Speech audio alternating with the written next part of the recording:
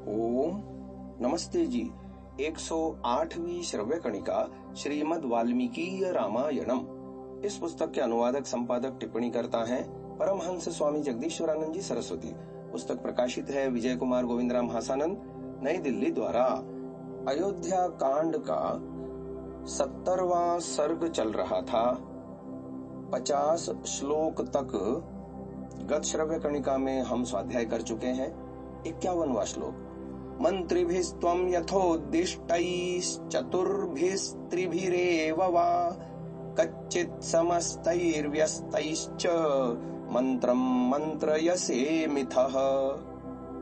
हे मतिमान, तुम नीति शास्त्र के अनुसार 3-4 मंत्रियों को एकत्र कर एक साथ अथवा पृथक पृथक उनके साथ विचार विमर्श तो करते हो ना। 52वां श्लोक।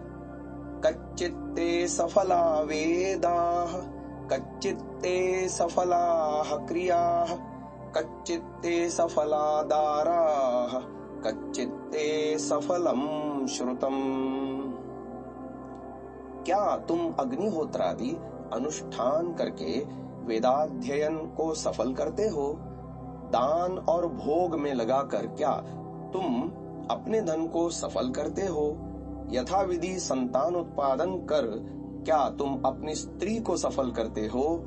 तुमने जो शास्त्र श्रवण किया है तदनुसार शील और सदाचार में जीवन बनाकर क्या तुम अपने शास्त्र श्रवण को चरितार्थ करते हो? इस विषय में एक पाद टिप्पणी भी दी जा रही है कि महाभारत आदि पर्व में 5/113 श्लोक दिया जा रहा है। अग्निहोत्र फला वेदा दत्त भुक्त फलम धनम रतिपुत्र फलादाराः शीलवृत्त फलम श्रुतम। 53वां श्लोक। कच्चित् स्वादुकृतं भोज्यमेको नाश्नासि राघव कच्चिदाशंसमानेभ्यो मित्रेभ्यः संप्रयच्छसि। हे भरत, तुम स्वादु पदार्थों को अकेले ही तो नहीं खा लेते ना। खाते समय यदि मित्र उपस्थित हो तो उन्हें देकर खाते हो ना।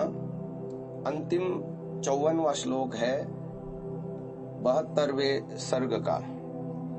राजा तु धर्मेण हि पालयित्वा महामतिर्दण्डधरः प्रजानाम् अवाप्य कृत्स्नां वसुधां यथावदितश्च्युतः स्वर्गमुपैति विद्वान्। देखो, इस प्रकार धर्मानुकूल दंड धारण करने वाला नीतिज्ञ राजा प्रजा का पालन करके संपूर्ण पृथ्वी का स्वामी हो मरने के पश्चात स्वर्ग अर्थात सुख विशेष उत्तम जन्म को प्राप्त करता है। यहाँ पर विशेष बात बता रहे हैं। यह अध्याय कच्चित अध्याय कहलाता है। इस अध्याय में परम राजनीतिज्ञ मर्यादा पुरुषोत्तम श्री राम ने भरत की वैदिक राजनीति एवं राजा द्वारा अनुष्ठेय आचरण का उपदेश अत्यंत सुंदर एवं मार्मिक रूप में दिया है। यह है हमारे भारत की गौरवमयी प्राचीन राजनीति। यहाँ पर 72वां सर्ग अयोध्या कांड का समाप्त हुआ। अथ 1सप्ततितमः सर्गः। 71वें सर्ग का शीर्षक है पिता का परलोक गमन सुन राम का शोक। प्रथम श्लोक। रामस्य वचनं श्रुत्वा भरतः प्रत्युवाचः किं मे धर्माद्विहीनस्य राजधर्मः करिष्यति। श्री राम के इस राजनीति से परिपूर्ण उपदेश को सुनकर भरत बोले, परंपरागत अपने कुल की मर्यादा को छोड़ने वाले धर्महीन मेरे लिए राजधर्म का उपदेश किस काम का। द्वितीय श्लोक। शाश्वतोऽयं सदा धर्मः स्थिरोऽस्मासु नरर्षभ ज्येष्ठे पुत्रे स्थिते राजन् न कनीयान् नृपो भवेत्। हे पुरुष श्रेष्ठ, हमारे कुल में तो यही सनातन नियम चला आता है कि ज्येष्ठ पुत्र के समक्ष छोटा पुत्र राजा नहीं होता। तीसरा श्लोक। ससमृद्धां मया सार्धम् अयोध्यां गच्छ राघव अभिषेचय चात्मानं कुलस्यास्य भवाय नः। अतः हे राघव, आप मेरे साथ धन धान्य से समृद्ध अयोध्या नगरी में चलिए और अपना राज्याभिषेक करवाकर हमारे कुल का कल्याण कीजिए। चतुर्थ श्लोक।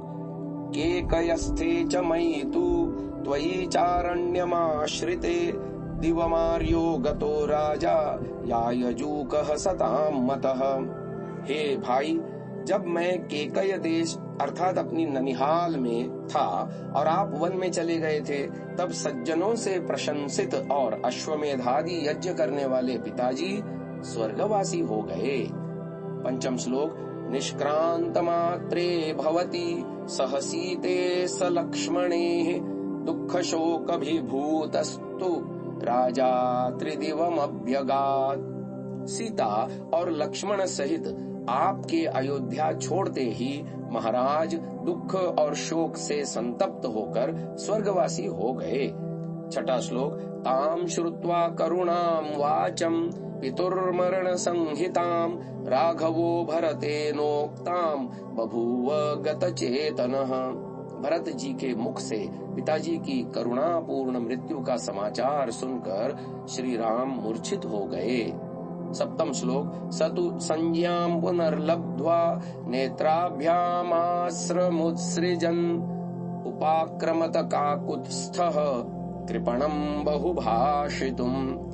जल सिंचन आदि क्रिया के द्वारा सचेत होने पर आंखों में आंसू बहाते हुए श्री राम बहुत करुणापूर्ण विलाप करने लगे। आठवां श्लोक।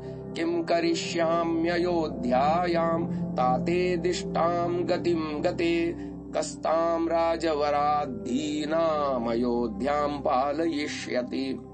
जब पिताजी का ही देहांत हो गया, तब मैं अयोध्या जाकर ही क्या करूंगा? राजाओं के मुकुटमणि महाराज के बिना अब अयोध्या का शासन कौन करेगा? नौवां श्लोक। किन्नु तस्य मया कार्यं दुर्जातेन महात्मनः यो मृतो मम शोकेन मया चापि न संस्कृतः। मुझ जैसे अभागे पुत्र से उन महात्मा का क्या प्रयोजन? वे मेरे वियोगजन्य शोक में मृत्यु को प्राप्त हुए और मैं उनका अंतिम संस्कार भी न कर सका। 10वां श्लोक। अहो भरत सिद्धार्थो येन राजा त्वया नघ शत्रुघ्नेन च सर्वेषु प्रेतकृत्येषु सत्कृतः। हे निष्पाप भरत, तुम बहुत भाग्यशाली हो। तुमने और शत्रुघ्न ने पिताजी के संपूर्ण अंत्येष्टि कर्म तो कर लिए। 11वां श्लोक। एवं मुक्त्वा स भरतं भार्यामभ्येत्य राघवः उवाच शोक संतप्तः पूर्णचंद्र निभाननाम। शोक से व्याकुल श्री राम भरत से ऐसा कहकर फिर सीता जी की ओर मुख करके पूर्णिमा के चंद्रमा के सदृश मुख वाली सीता जी से बोले। 12वां श्लोक। सीते मृतस्ते श्वशुरः पित्राहीनोऽसि लक्ष्मण भरतो दुःखमाचष्टे स्वर्गतं पृथिवीपतिम्। हे सीते, तुम्हारे श्वशुर का देहांत हो गया। हे लक्ष्मण, तुम पिता विहीन हो गए। महाराज के स्वर्गवास का यह दुखदायी समाचार भरत ने हमें सुनाया है। अंतिम 13वां श्लोक। सा सीता श्वशुरं श्रुत्वा स्वर्गलोकगतं नृपं नेत्राभ्यामश्रुपूर्णाभ्यामशकन्नेक्षितुं पतिम्। श्वशुर के परलोकवासी होने का वृत्तांत सुनकर सीता जी के नेत्र आंसुओं से ऐसे भर गए कि वे अपने पति को भी न देख सकी। यहीं पर 71वां सर्ग अयोध्या कांड का पूरा होता है। अब इस अयोध्या कांड के 72वें सर्ग को आने वाली श्रव्य कणिका में सुनिएगा, जिसका शीर्षक है माताओं का दर्शन। इसे यहीं विराम देते हैं। ओम